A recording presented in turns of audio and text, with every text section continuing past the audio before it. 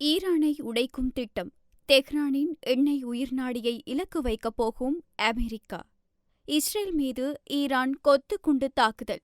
தமிழின அழிப்புடன் ஒப்பிடுகிறார் ஸ்ரீதரன். யுத்தத்தின் வலியை உணர்ந்த சமூகம் நாங்கள். மட்டக்களப்பில் பெண்கள் வீதிக்கு இறங்கி போராட்டம். ஆரையம்பதியில் கட்டாக்காலி மாடுகளின் தொல்லை. விபத்துக்களால் மக்கள் அவதி. மன்னார் மீனவர் பிரச்சினைகள். கடற்றொழில் அமைச்சருடன் ஜெகதீஸ்வரன் சந்திப்பு.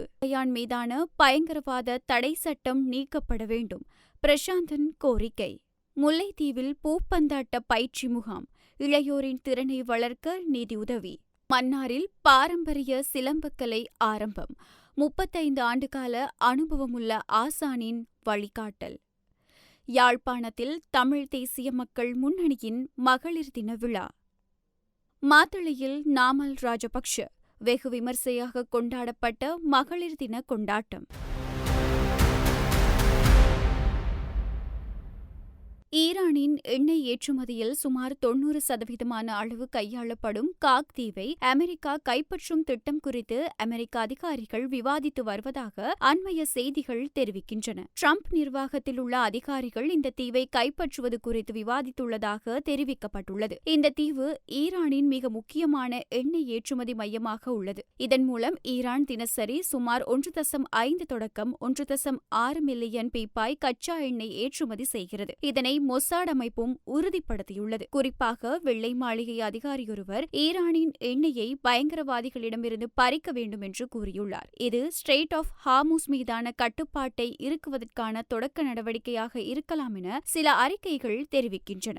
சர்வதேச போர் விதிமுறைகளை மீறி இலங்கை அரசு அன்று தமிழர்கள் மீது எவ்வாறான கொத்துக்குண்டு தாக்குதல்களை நடத்தியதோ அதேபோன்றதொரு தாக்குதலை தற்போது இஸ்ரேல் மீது ஈரான் நடத்தியிருப்பதாக பாராளுமன்ற உறுப்பினர் சிவஞானம் ஸ்ரீதரன் தெரிவித்துள்ளார். கிளிநொச்சியில் நடைபெற்ற சர்வதேச மகளிர் தின நிகழ்வில் உரையாற்றிய அவர், பெண்களின் உரிமைகள் மதிக்கப்பட வேண்டிய இந்த நாளில் உலகளாவிய ரீதியில் யுத்தங்கள் நிறுத்தப்பட்டு நீதி நிலைநாட்டப்பட வேண்டும் எனவும் வலியுறுத்தியுள்ளார். உலகளாவிய ரீதியில் முன்னெடுக்கப்பட்டு வரும் போர்களை நிறுத்தி சமாதானத்தை நிலைநாட்ட கோரி மட்டக்களப்பில் பிரம்மாண்ட கவனஈர்ப்பு ஊர்வலம் ஒன்று நடைபெற்றது. கிழக்கு மாகாண பெண்கள் வலையமைப்பின் ஏற்பாட்டில் கல்லடி பாலத்தில் இருந்து காந்தி பூங்கா வரை நடைபெற்ற இந்த ஊர்வலத்தில் 2024 உருவாக்கப்பட்ட சுயாதீன தேசிய பெண்கள் ஆணைக்குழு உடனடியாக செயற்பட வேண்டும் எனவும் வலியுறுத்தப்பட்டது. யுத்தத்தினால் பாதிக்கப்பட்ட பெண்கள் என்ற அடிப்படையில் சர்வதேச அமைதியை அவர்கள் கோரியிருந்தமையும் குறிப்பிடத்தக்கது. மட்டக்களப்பு ஆரையம்பதி பிரதான வீதிகளில் கட்டாக்காலி மாடுகளின் நடமாட்டம் அதிகரித்துள்ளதால் மாணவர்கள், முதியவர்கள் மற்றும்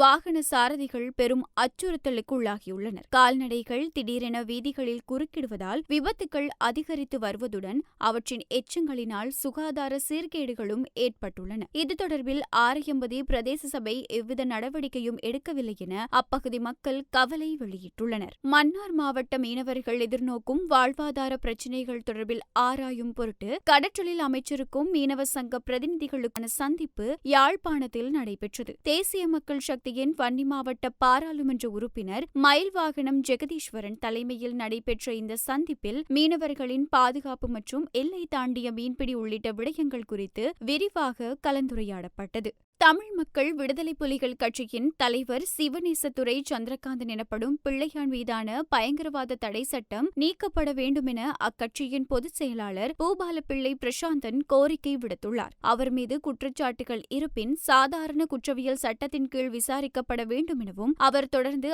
அரசியலில் ஈடுபட அனுமதிக்கப்பட வேண்டும் எனவும் மட்டக்களப்பில் நடைபெற்ற மகளிர் தின நிகழ்வில் அவர் வலியுறுத்தியிருந்தார். முல்லைத்தீவு மாவட்ட இளையோரின் விளையாட்டுத் திறனை மேம்படுத்தும் நோக்கில் 13 வயதிற்குட்பட்டோருக்கான பூப்பந்தாட்ட பயிற்சி முகாம் மற்றும் போட்டித் தொடர் நடைபெற்றது. முல்லைத்தீவு மாவட்டம் மற்றும் வடமாகாண பூப்பந்தாட்ட சங்கங்கள் இணைந்து ஏற்பாடு செய்த இந்த நிகழ்விற்கு புலம்பெயர் பூப்பந்தாட்ட அமைப்பான UBF நிதி அனுசரணை வழங்கியிருந்தது. எதிர்காலத்தில் சிறந்த வீரர்களை உருவாக்கும் நோக்கில் இந்த முயற்சி முன்னெடுக்கப்பட்டுள்ளது. தமிழர்களின் பாரம்பரிய கலையான சிலம்பம் பயிற்சியானது மன்னார் VMCT கலைமன்றத்தில் உத்தியோக பூர்வமாக ஆரம்பித்து வைக்கப்பட்டது. 35 ஆண்டுகால அனுபவமுள்ள பிரபல ஆசான் சூசைநாதர் யசோதரனின் வழிகாட்டலில் இந்த பயிற்சிகள் ஆரம்பிக்கப்பட்டன. வார இறுதி நாட்களில் நடைபெறவுள்ள இந்த பயிற்சியில் ஏராளமான மாணவர்கள் மற்றும் பெற்றோர்கள் ஆர்வத்துடன் கலந்து கொண்டனர். தமிழ் தேசிய மக்கள் முன்னணியின் ஏற்பாட்டில் சர்வதேச மகளிர் தின நிகழ்வுகள் யாழ் நல்லூர் சங்கிலியன் பூங்காவில் வெகு விமர்சையாக நடைபெற்றன. இதில் கட்சியின் செயலாளர் செல்வராசா கஜேந்திரன் உள்ளிட்ட முக்கியஸ்தர்கள் கலந்து கொண்டனர். மகளிர் கழகங்களுக்கிடையிலான போட்டிகளில் வெற்றியீட்டியவர்களுக்கு பரிசில்கள் வழங்கப்பட்டதுடன் விழிப்புணர்வு மேடை நாடகங்களும் அரங்கேற்றப்பட்டன. சர்வதேச மகளிர் தினத்தை முன்னிட்டு பொதுஜன பெரமுனவின் மாத்தளை பிரதிநிதிகள் ஏற்பாடு செய்த விசேட நிகழ்வு மாத்தளை ஹோட்டல் பாடசாலையில் நடைபெற்றது. இதில் அக்கட்சியின் தலைவர் நாமல் ராஜபக்ஷ பிரதம அதிதியாக கலந்து கொண்டு உரையாற்றியிருந்தார். மகளிரின் கலை நிகழ்வுகள் மற்றும் கௌரவிப்பு நிகழ்வுகள் இதன்போது இடம்பெற்றிருந்தமையும் குறிப்பிடத்தக்கது.